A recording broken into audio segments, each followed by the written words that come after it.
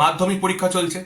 তো my dear ভাই বোনেরা, তোমাদের এই দাদার তরফ থেকে এই পরীক্ষা নিয়ে কিছু ইম্পর্টেন্ট ভাটের জ্ঞান শোনার হলে শোনো, না হলে ভোগে যাও।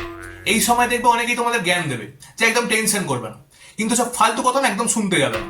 মন খুলে টেনশন করবে, যত খুশি টেনশন করো। শুধু টেনশনটা পড়াশোনার জিনিস নিয়ে করো না, অন্য সব বিষয় নিয়ে করো। কারণ পড়াশোনা নিয়ে টেনশন করার দিন চলে গেছে। এখন টেনশনটা করা হচ্ছে পেন, পেন্সিল, স্কেল, রাবার, কল এসব নিয়েছো কিনা, অ্যাডমিট কার্ড নিয়েছো কিনা। কারণ পরীক্ষায় তুমি যদি পড়াশোনা না করেও যাও তাও পাস করে যাওয়ার সম্ভাবনা আছে, কিন্তু এই সব না নিয়ে গেলে না সর্বনাশ হয়ে যাবে। পরীক্ষার যে খাতাটা পাবে তাতে উত্তর লিখবে পরে, আগে চারদিকে ভালো করে মার্জিন টানবে, যাতে যে পরীক্ষার খাতাটা তোমার দেখবে তার দেখে ওটা খাতা বলে না মনে হয় বিয়ে বাড়ির কার্ড দেখছে। উত্তর পরে লিখবে, আগে 500 বার চেক করবে রোল নাম্বারটা ঠিকঠাক লিখেছো কিনা, কারণ ওইটা যদি ভুল লিখে দাও তোমার কষ্ট করে মার্জিনটা না পুরো জলে চলে যাবে। কোনো অ্যান্সারের শুরু আর শেষটা কোনোভাবে ঠিকঠাক ভাবে লেখার চেষ্টা করবে, মাঝখানে যা খুশি বানিয়ে বুনিয়ে গল্প লিখে দাও, আগডুম বাগডুম ঘোড়াডুম সাজে যা খুশি লেখো। অত টাইম এখনকার দিনে কারোর হাতে নেই যে তোমার প্রত্যেকটা লাইন খুঁটিয়ে খুঁটিয়ে দেখবে। বাড়িতে খাতা বাঁচানোর জন্য যতই পিঁপড়ের ঠ্যাঙের মতো খুদি খুদি লেখা লেখো না কেন, পরীক্ষায় সব করতে যেও না।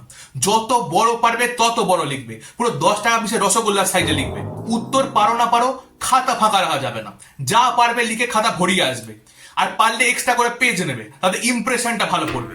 কোন কোশ্চেনের উত্তর করলে আর কোনটা করলে না সেটা বড় কথা নয়, প্রশ্নপত্রের মধ্যে প্রত্যেকটা কোশ্চেনের টিক দিতে ভুলবে না, না হলে বাড়িতে এসে না হেভি সমস্যায় পড়বে।